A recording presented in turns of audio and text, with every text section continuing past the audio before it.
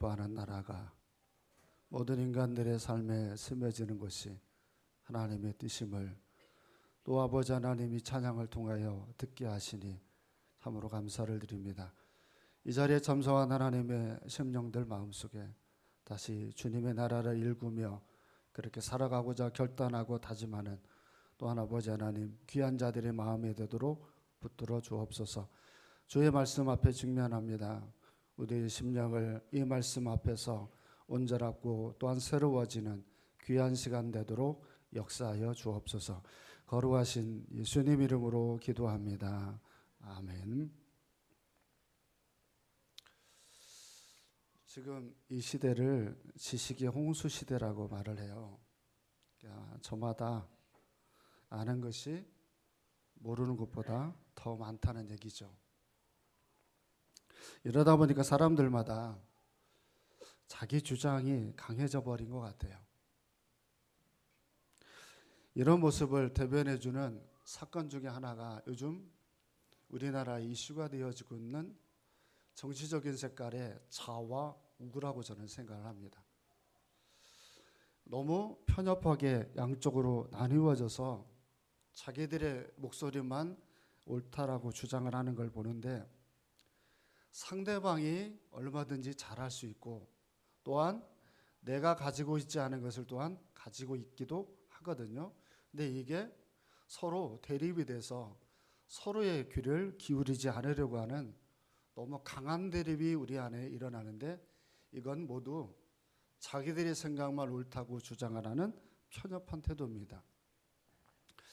이런 것들이 신앙생활을 하는 우리의 삶에도 다가왔을까요?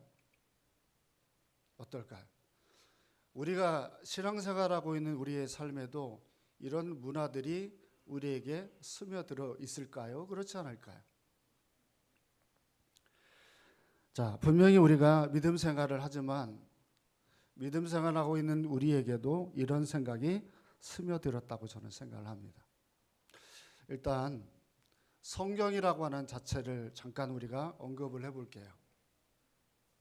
성경을 하나님이 왜 만드셨을까요? 성경이라고 하는 걸 하나님이 왜 만들었을까요?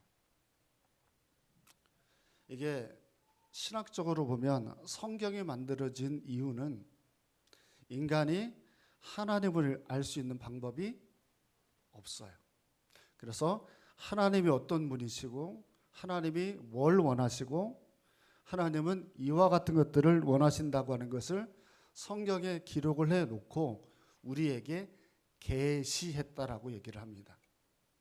이게 우리에게 뭘 얘기하냐면 인간은 아무리 스스로 노력을 해도 하나님을 알 수 있는 방법이 없다는 얘기입니다.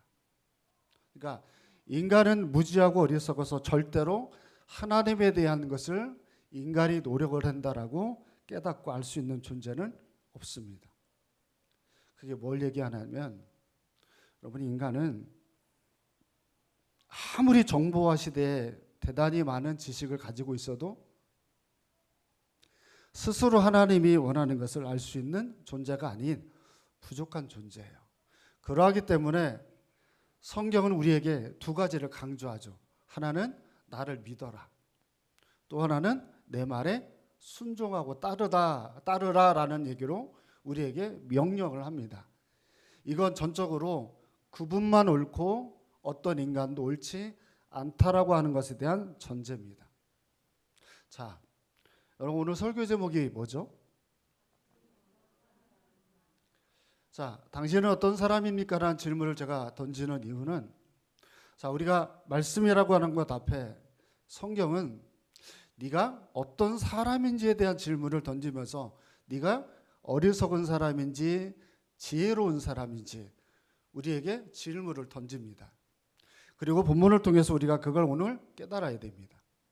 오늘 시편 14편은 성경에는요 지혜시라는 게 있어요. 무슨 시? 지혜시라는 게 있어요. 지혜시는 총 시편에 딱 3가지밖에 없어요. 몇 개밖에 없다고요? 예배 끝나고 저하고 만나는 인사하는 분들에게 내가 이거 물을 거예요. 몇 개밖에 없다고요? 3개밖에 없어요. 첫 번째가 1편입니다. 두 번째가 14편입니다. 세 번째가 127편입니다. 자, 리바이벌 해보겠습니다. 첫 번째가 1편, 두 번째가 14편, 그 다음에 127편, 이렇게 세 가지가 있습니다. 자, 그 중에 하나가 오늘 본문 14편입니다. 그러니까 이 시는 사람들에게 지혜에 대한 얘기를 언급하고자 쓴 내용이니까 책망을 위한 말씀이 아니에요. 그러니까 책망을 하기 위한 게 아니라 여러분에게 지혜를 얻도록 기록한 내용인데, 안에 들어가 보면 마치 책망하는 내용처럼 우리에게 자극하는 내용들이 있는 것 같습니다. 근데 이 시는 지혜시입니다. 자, 1절을 우리 보겠습니다. 1절 시작.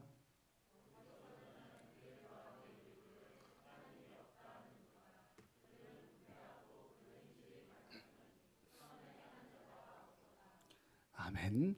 자, 오늘 본문에 등장하는 얘기는 어리석은 자는 그 마음에 이르기를 하나님이 없다 한다 라고 하는 얘기입니다. 자, 제가 설교 제목을 뭐라고 그랬다고요?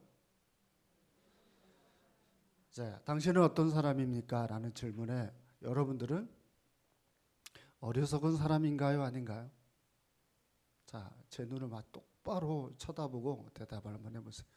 여러분들은 어리석은 사람이세요? 아닙니까? 일단 아니라고 시작을 우리가 해보겠습니다. 자, 우리는 모두 어리석지 않다라고 생각을 하고 오늘 본문을 편안한 마음으로 들어보겠습니다. 자, 일단 어리석은 사람을 성경에 칭할 때 이 시를 기록한 사람이 다윗입니다. 다윗이라고 하는 사람의 식견에 볼 때 어리석은 사람이 있었어요. 도대체 신학자들이 이 사람들이 누굴까? 라고 연구를 해봤습니다. 근데 이 사람을 성경에서 신학자들이 찾습니다. 자, 띄워줘 보세요. 사무엘상 25장 9절입니다. 읽어보겠습니다. 시작.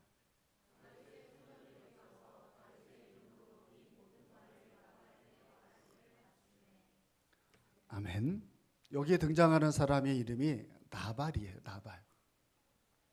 다윗의 시대에 다윗이 볼 때 어리석은 사람을 꼽은 게 누구냐면 나발이라는 사람인데요. 자, 여기 이 중에는 나발에 대해서 모르는 분도 있고 금요 예배를 드리는 분들은 대부분 다 알 겁니다. 자, 일단 이 나발이라는 사람은 이스라엘의 공동체 안에 있는 사람. 그러니까 어리석은 사람은 교회 밖에 있는 사람을 지금 말하고 있는 게 아니라 교회 안에 있는 사람을 말해요. 지금 이게 핵심의 포인트예요. 오늘 시편을 이해하는 데는. 그러니까 교회 공동체 안에, 이스라엘의 공동체 안에 어리석은 사람이 있대요. 근데 이 어리석은 사람이 어떤 사람이냐면 하나님이 없다고 얘기를 한대요. 그럼 이 나발이라고 하는 사람이 어떻게 행동했길래 이런 말을 할까를 우리가 추론해 보겠습니다. 나발은 이런 사람이 굉장히 부자입니다. 굉장히 부자였는데 이 사람이 그 양을 지킬 만한 능력이 없으니까 곁에 누가 이 나발을 도와서 지켰냐면 다윗의 공동체입니다. 다윗의 공동체가 이 나발의 공동체를 지키고 돌봐주는 일을 꽤 했습니다. 그러다가 한 날을 만나게 됩니다. 이 날이 무슨 날이냐면 양털 깎는 날입니다. 이스라엘의 문화에는요, 양털을 깎는 날이 되면 주변의 이웃에 가난하고 어렵고 힘든 사람들을 모아서 이 사람들에게 식사를 대접하고 섬기는 날로 양털 깎는 날을 사람들이 생각을 합니다. 그러니까 나발의 공동체가 이 양털 깎는 날이 되어지니까 다윗이 사람들을 보내서 우리 공동체를 도와달라고 부탁을 해요. 근데 나발이 걔가 누구냐? 걔가 누군데 나한테 도와달라고 하느냐? 이런 식으로 말을 하면서 다윗을 무시하고 조롱을 하게 되어지면서 나중 하나님 앞에 나발이 하나님 앞에 큰 벌을 받아 죽게 되어지는 사건이 여기서 나오는 사건입니다. 근데 왜 이걸 이 시편 14편에서 이 부분을 언급을 했느냐라고 하는 건 나발이 어떤 사람이라고요? 나발이 어떤 사람? 어리석은 사람이라고 하는 것에 대한 대표로 이 사람을 두고 설명하는 내용이라고 제가 말씀을 드렸어요. 근데 이 사람이 이스라엘이라는 공동체 안에 하나님의 말을 안 듣는 사람이라고 제가 말씀을 드렸습니다. 여러분, 이런 겁니다. 어리석은 사람은 인생의 기준이 하나님이 아닙니다. 내 생각입니다. 어리석은 사람은 신앙생활을 하는 것이 교회 안에서 있든 교회 밖에 있든 직장생활을 하든 모든 인생의 기준이 누구냐면 나입니다. 내가 생각하는 게 무조건 옳습니다. 그리고 다른 사람들이 생각하는 것도 중요하지 않지만 누구 생각도 하나님의 말씀도 중요하지가 않습니다. 그러니까 교회 공동체 안에서 우리가 말씀의 기준을 두고 우리가 살아가게 되면 교회라는 데는 오직 진리는 하나밖에 없습니다. 하나님의 뜻이죠. 하나님의 말씀입니다. 그러면 하나님의 말씀에 우리는 그대로 순종하고 따라야 되지만 하나님의 말씀을 들으면서도 따르지를 않습니다. 공동체 안에 있는데도 불구하고 여러분 보세요. 양털을 깎는 날에는 너희들이 주변에 어려운 사람들을 도와야 된다. 하나님 말씀했어요. 근데 이 부자 나발은 그들이 너무 아까운 거예요. 그래서 섬기지 않고 그렇게 가지를 않습니다. 그러니까 희한할 정도로 교회 안에서를 보면 모든 사람들이 다 뭐 해야 되냐면 이렇게 섬기고 나누고 사랑하면서 살아가는 것들이 공동체의 색깔이 되어야 되지만 그렇지 못하는 교회들이 있다는 말들 우리가 얼마나 많이 듣습니까? 근데 그런 교회들마다 어리석은 사람들이 있게 되고 그 어리석은 사람들이 회개하고 돌이키지 않는 한 건강한 공동체를 만들기가 굉장히 어렵죠. 그래서 여러분에게 질문 하나 드립니다. 여러분은 어리석은 사람입니까? 여러분은 지혜로운 사람입니까? 제가 오늘 본문은 책망의 메시지가 아니라고 그랬어요. 그러니까 여러분들이 스스로 자문을 해보고 생각해 보면 되겠습니다.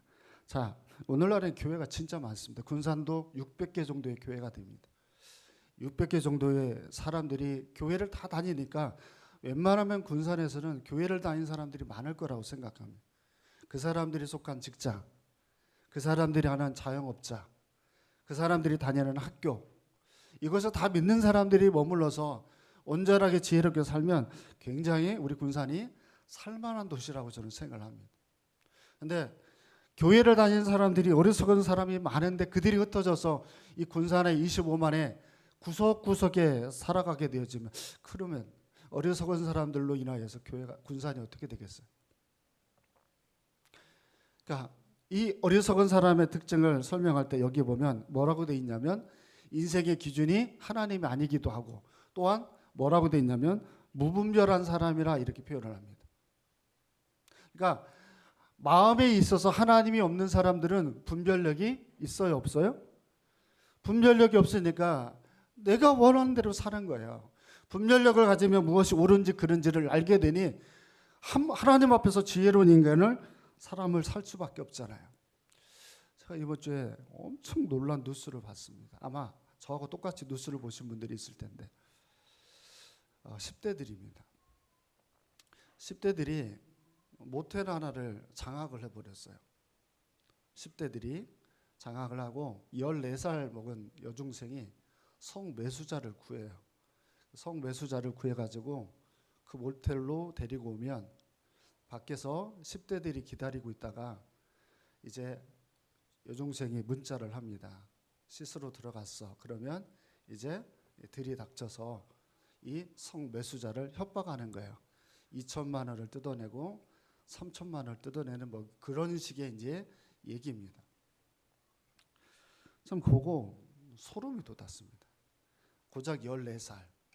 그리고 그 뒤에서 힘을 발휘하는 아이들이 그 성매수자하고 이게 다투는 장면들을 이렇게 보면서 와 이게 10대들이 할 행동인가라고 하는 생각이 들 만큼 무서운 생각이 들더라고요. 무엇이 옳은지 무엇이 잘못됐는지 구별할 생각도 없을 뿐만 아니라 구별하려고도 안 하는 것 같은 그런 세상처럼 제가 볼 때는 보였습니다. 어리석은 사람이 근데 이렇게 무분별하게 행동하는데 이런 사람들이 교회 안에 있으면 어떨까요? 비슷한 얘기는 아니지만 다른 얘기를 제가 책에서 읽었습니다. 어느 시골의 장로님이신데요. 이 장로님이 계시는 교는 이제 이 강원도 지역에 있었나 봐요. 근데 이 강원도 지역에 있는 이 교회 장로님은 그 교회에 담임으로 오기만 하면 2년 안에 담임 목사님을 내쫓는 장로님이에요. 네, 거기에 있었던 한 청년의 글이에요. 그 청년이 그걸 보면서 이제 기록을 했는데 자기 교회에 너무나 자기가 볼 때 신실하게 목회를 하는 젊은 부부가 왔대요. 젊은 목사님 부부가 와서 오자마자 금식 기도를 하고 그리고 제자 훈련도 굉장히 열심히 했대요. 그런데 단 이번에 설교의 메시지는 장로님이 원하는 설교를 안 했던 거예요. 장로님 편을 들어주는 설교를 안 했어요. 그게 눈에 가시처럼 느껴지고 행동으로 이 장로님 옮기게 되면서 하루는 목사님이 강단에 올라왔는데 눈이 통통 부어가지고 올라왔더래요. 그래서 이 예배를 다 마치고 나서 모든 성도들이 얼마나 고민이 되겠어요.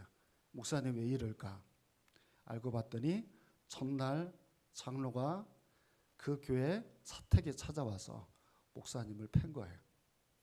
내 말을 안 듣는다고 경고를 했는데도 안 들으니까 너 교회를 떠나든지 하여튼 해라라고 해가지고 아주 두들겨 펴버렸어요. 그냥 얼마나 목사님이 마음이 불편하겠습니까? 그런 마음으로 강단에 이제 서셨는데 눈은 시퍼렇게 멍들어 있고 그런 가운데 하니까 목사님이 내내 설교하면서 울다가 제가 이 교회를 사임하겠습니다. 이게 떠나신 거예요.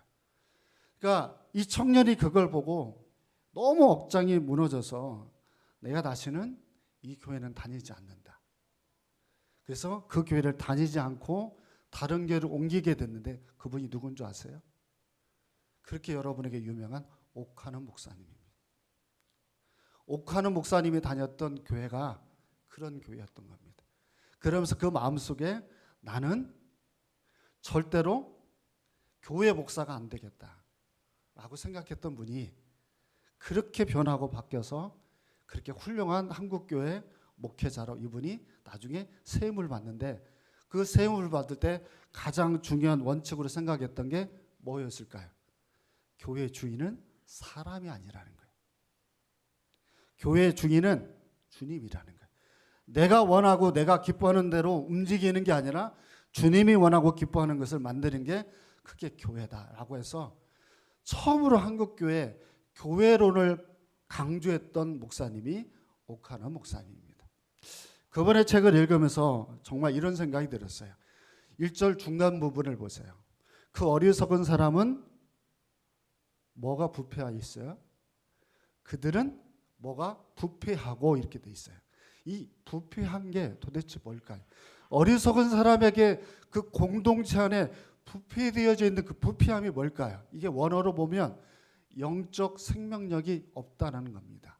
그러니까 영적인 생명력이 여러분 없으면 나타나는 특징이 뭔지 아세요? 이 장로가 목사님을 한두 명을 내쫓은 게 아니에요. 그러면 자, 그걸 할 때마다 여기에 뭐가 느껴져야 돼요? 여기에 뭐가 느껴져야 돼?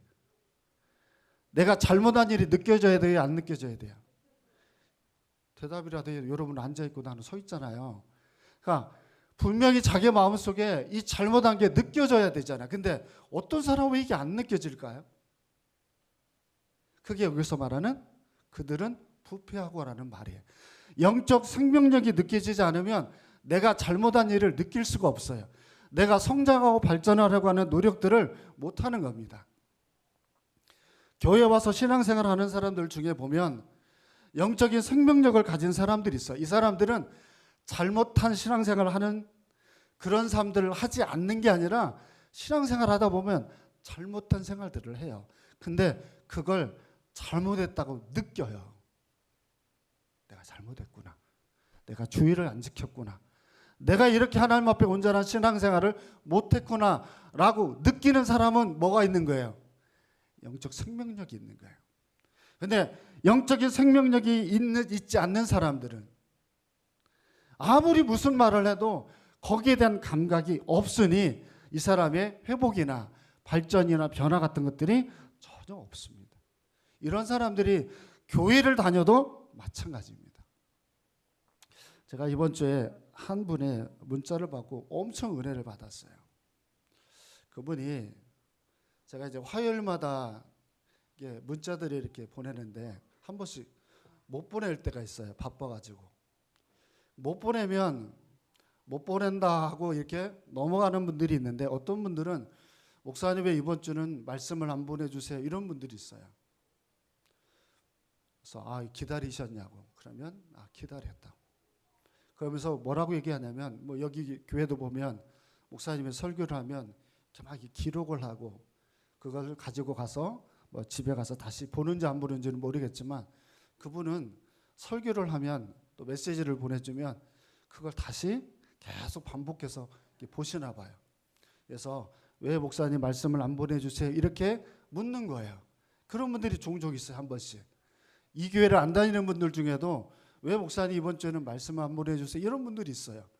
그러면 참 이분들에게 제가 너무 바빠서 보내지 못한 게 너무 죄송스러울 만큼 말씀에 대한 사모함들이 있는 뭐가 있어요? 생명력이 있어요. 여러분 생명력이 있다는 건 자 여기 옆에 있는 화분들이 죽어 있는 거예요? 살아 있는 거예요? 얘네들이 이렇게 살아 있으니까 어떨까요? 생명력이 있으니까 아름다운 꽃도 피지만 생명력이 있으니까 시간이 지나면 꽃도 시들기도 하죠. 자 이런 것처럼 신앙생활이라는 건 생명력이 있으면 약해지기도 하지만 또 일어설 수 있는 게 그게 생명력이에요. 근데 부패되어져 있는 사람은 그 생명력이 없어요. 생명력이 없으니까 아무리 못된 짓을 해도 다시 돌아가고자 하는 마음이 생기질 않습니다. 그러니까 여러분 교회 감투가 중요한 게 아니에요. 뭐 목사님, 뭐 장로님, 권사님 이게 중요한 게 아니라 잘 보세요. 저 사람이 생명력이 있어서 신앙생활이 척척 성장해 가려고 하는 것인지 그렇지 않은지를 우리가 볼 필요가 있습니다. 또한 그걸 누구에게 봐야 돼요? 나에게 봐야 돼요. 지금 내 신앙이 자라나려고 꿈틀거리는지 내가 주의 말씀을 들을 때마다 가슴에 부딪힘이 있는지 돌아보셔야 되겠죠. 자, 2절하고 3절을 보겠습니다. 2절하고 3절 시작.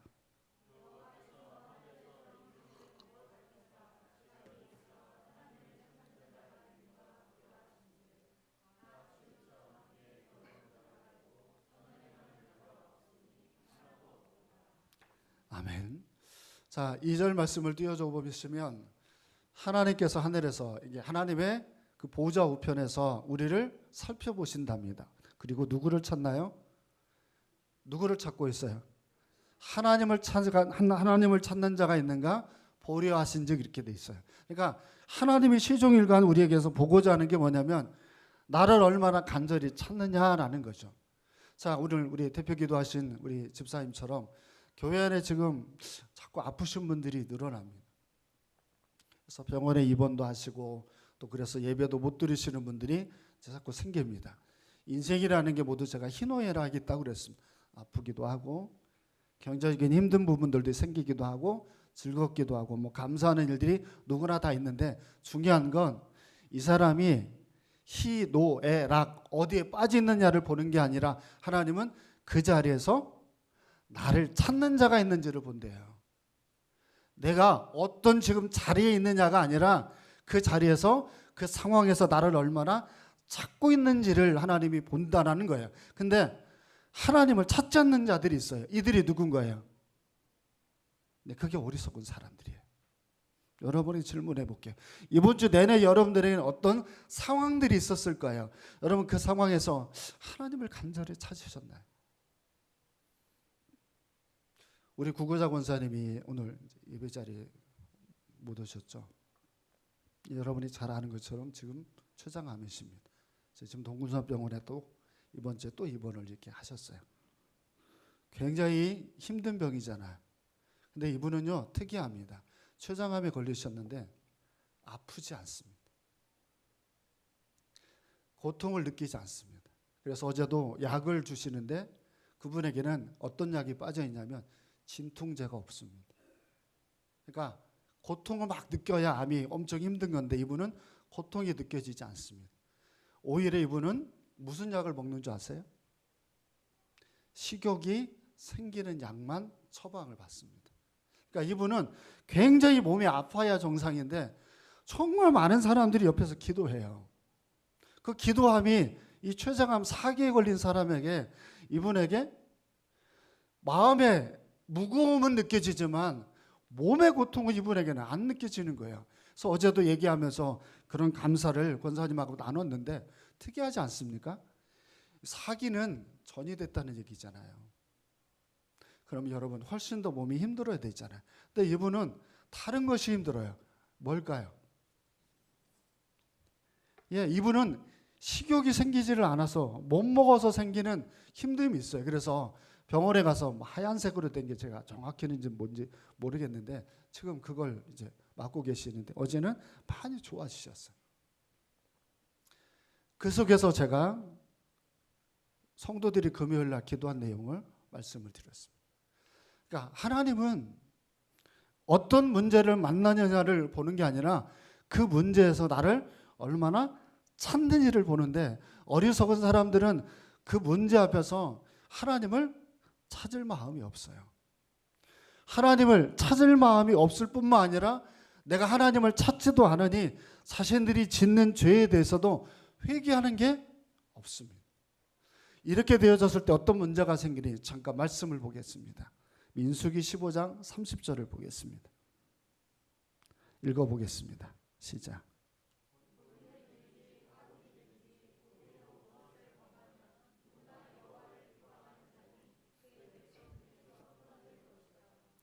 아멘. 자, 성도가 죄를 지면 하나님을 찾아야 돼요, 안 찾아야 돼요? 하나님을 찾아야죠. 그래서 나의 삶을 어떻게 해야 돼요? 돌이켜야죠. 왜? 그래야 우리에게 축복이 우리에게 찾아올 거 아니에요. 나의 생각을 고치지 않으면 하나님은 절대로 축복하지 않는데, 여기 말씀을 잘 보셔야 되고 굉장히 중요한 말씀이에요. 여기에 보면 어떤 사람이 등장을 하냐면 일부러 죄를 짓는 사람들이에요. 그러니까 이게 잘못인 줄 아는데도 불구하고 고의로 그걸 어떻게 해요?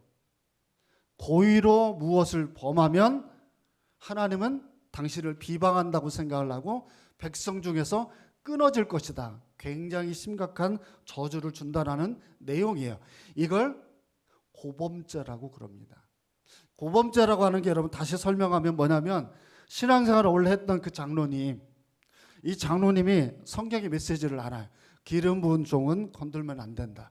이 메시지를 아는데 정말 예배 전에 토요일 날 가서 때리는데, 이 사람이 그렇게 목사를 내쫓은 게 한 번이 아니에요.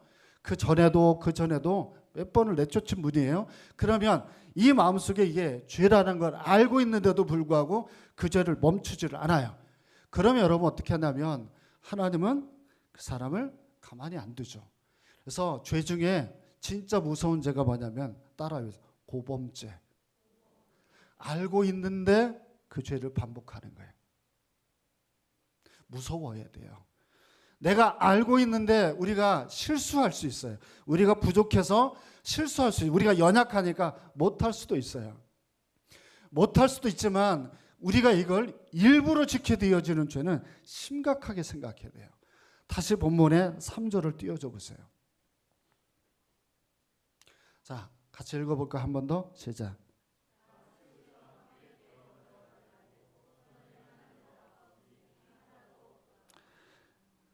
어리석은 사람은 특징이 뭐냐면 한쪽으로 치우쳐 있대요. 한쪽으로 치우쳐서 거기에서 돌이킬 마음이 없는데, 이 사람들은 자기만 치우쳐 있는 게 아니라 다른 사람들까지 끌어다가 그 길을 가도록 치우쳐 있어요. 그러니까 이런 형태들을 보이는 사람들이 단합을 하게 되어지면 무섭죠. 자, 깡패들이 혼자 싸워요? 아니면 몽땅 다 모여가지고 싸워요? 그거 어떻게 아세요? TV를 통해서 보셨어요? 아니면 가담한 적이 있으세요? 분명히 보면 나쁜 짓을 하는 사람들은 혼자 안 합니다. 항상 가담하는 사람들이 있죠. 여러분, 제가 한 뉴스에서 이런 걸 봤어요. 이번에 우리나라에 마약이 들어왔는데 몇 명이 투약할 수 있는 정도의 마약이 들어왔냐면 우리나라 전 국민이 투약할 그 정도의 마약이 들어왔어요. 왜 들어왔을까요, 우리나라에? 그걸 원하는 사람이 있기 때문에 공급하는 거죠. 그러니까 그걸 원하는 사람들이 이 나라에 너무 많은데 이걸 뭐라고 그래요? 다 치우쳐 함께. 그러니까 다 치우쳐서 함께 그 마약을 원하는 사람들이 우리나라에 점점 많아지고 있다는 거예요. 그럼 여러분 어떤 현상들이 벌어질까요? 성적인 타락이 심각하다는 거예요. 그러니까 이 나라에 여러분 마약이 투여를 하면 반드시 성적 타락으로 이 나라가 변질되어져 있는 거예요. 변질되어진 게 너무 강하니까 이 나라에 생기는 현상들입니다. 또한 여러분 마약을 원하는 나라가 되면 또 생기는 문제 하나가 뭔지 아세요? 손쉽게 돈을 벌려고 하는 사람이 늘어났다는 얘기입니다. 그거 갖다가 어디다가 하면 몇 천만 원씩 돈을 번다고 하는 생각들로 가득하 있는 거예요. 그러니까 여러분 이게 이상하지 않습니까? 교회가 이렇게 많아요. 그 모여서 매일 예배를 드리는 사람들이 이렇게 많아요. 그러면 치우쳐 흘러갈 수 있는 사람들보다는 그렇지 않은 사람들이 많아야 되는데 점점 이 나라는 그렇게 치우쳐 가는 사람들이 너무 많은 거예요. 이 뭐가 문제가 있는 거 아닙니까? 여러분 이게 가장 문제가 되어지는 사람들이 누굴까요? 교회의 권위가 떨어졌다는 겁니다. 고범죄를 짓는 인간들이 너무 많고 습성적으로 죄를 회개하지 못하고 살아가는 사람들이 너무 많은 거죠. 정말 가슴 아파야 되잖아요. 단적인 예로 함께하는 교회가 새벽에 기도하는 사람들이 많나요? 우리 교회가? 지금 목사님하고 사모님하고 주일에 지금 한 달째 한 명도 없어가지고 새벽 예배를 목사하고 사모님이 있다가 갔어요. 우리가 이렇게 굉장히 우리가 어떤 문제에 직면한 사람들은 많죠. 근데 어떤 문제 앞에서 같이 기도하는 사람들은 진짜 많이 없는 것 같아요. 간절함이 분명히 승화가 되어져서 하나님을 찾아야 되고 하나님은 찾는 자를 지금 보고 계시는데 하나님을 간절히 찾는 자가 너무 없죠. 목사님 저는 지금 저에게 질병의 문제가 있고 저는 가정의 문제가 있고 정말 여러 가지 상황이 안 좋습니다라고 하면 하나님은 너는 나를 왜 안 찾느냐라고 하나님께서는 지금 우리에게 묻고 계신 거잖아요. 자, 4절을 우리가 보겠습니다. 4절 시작.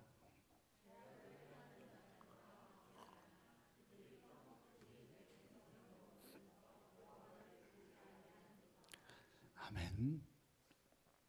자, 여기 보세요. 죄악을 행하는 사람들이 이제 열심히 하나님을 간절히 찾는 사람들에게 하는 행동들인데 중간에 보세요. 떡 먹듯이 내 백성을 먹으면서 이렇게 돼 있습니다. 떡 어떻게 먹으세요?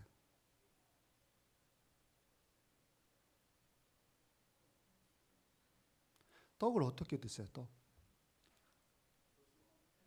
씹어 먹죠. 씹어 먹으면 떡이 어떻게 되죠? 잘게 다 부서져 버리죠. 누가 이렇게 한대요? 하나님을 안 믿는 어리석은 사람들이 하나님을 믿는 사람들을 떡을 먹듯이 씹어 먹어버린대요.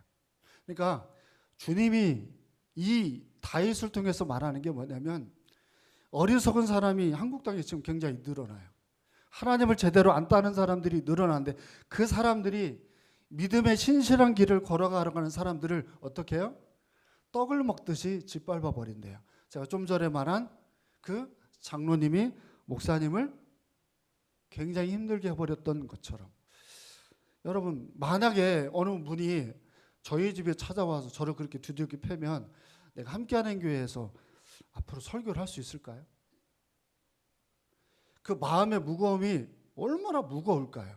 그렇죠? 근데 여러분들이 살아가는 삶의 공간에 신앙생활을 열심히 하면 열심히 하는 사람들을 세상에 내버려 두는 게 아니라 열심히 하려고 하는 사람들을 힘들게 하고 어려워하는 사람들이 지금은 더 많아지는 시대예요.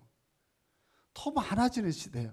계속해서 그것을 힘들게 하고 어렵게 하는 사람들이 있는데 우리 여러분 여기서 어떻게 버텨야 돼요? 그와 같은 질문을 지금 다윗이 우리에게 하고 있는 거예요. 자, 5절을 보세요. 5절 말씀 시작.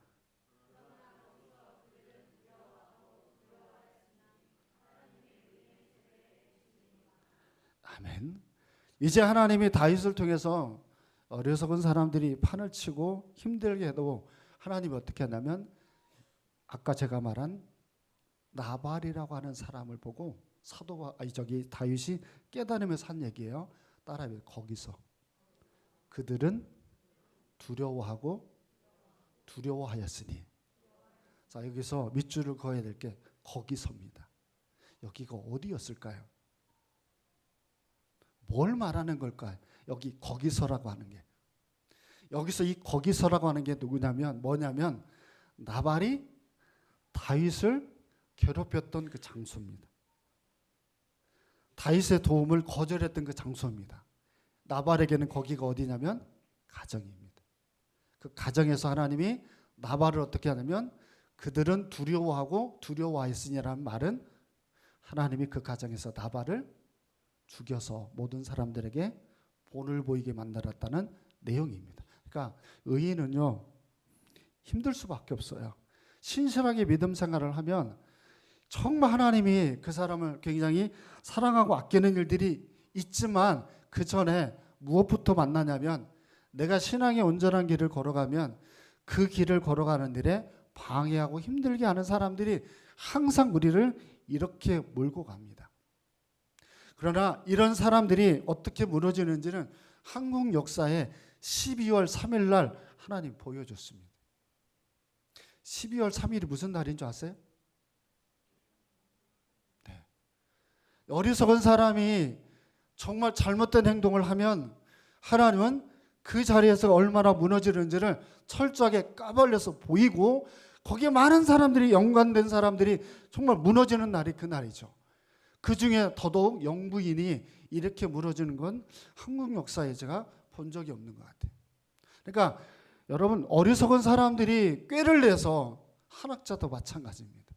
그러니까 하나님을 두려워하지 않는 어리석은 사람들은 모두 다 이렇게 하나님이 두렵고 두려움을 느낄 만큼의 처절한 일들을 반드시 하나님은 하신다는 겁니다. 그러니 너희들은 어느 길을 가라는 거예요. 어리석지 않은 자의 길을 선택하고 묵묵히 가야 됩니다. 이상해요. 항상 보면 어리석은 사람들은 넓은 길만 갑니다. 쉽게 신앙생활해요.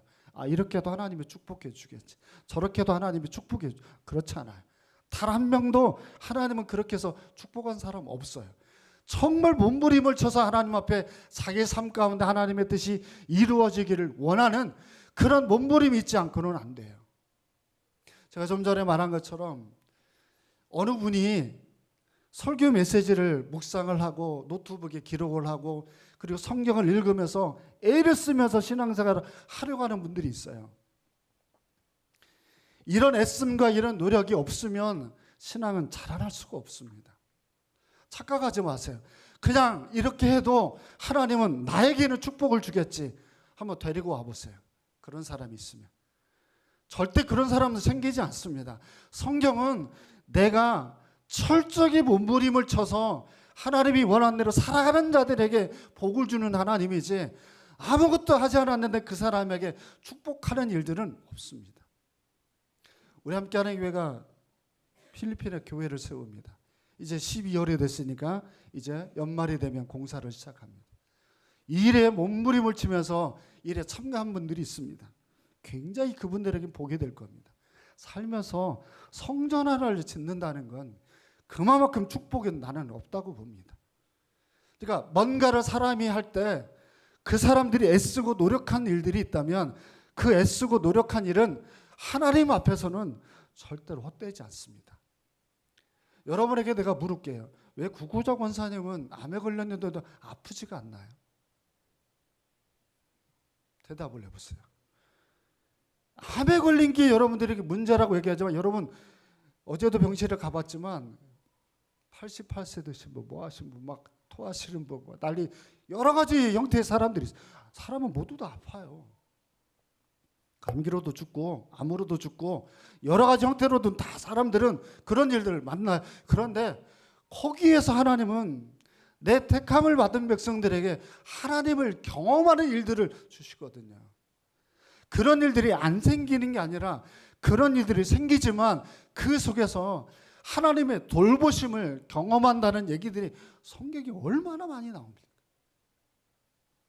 7절을 보세요. 7절 말씀. 자, 읽어보겠습니다. 시작.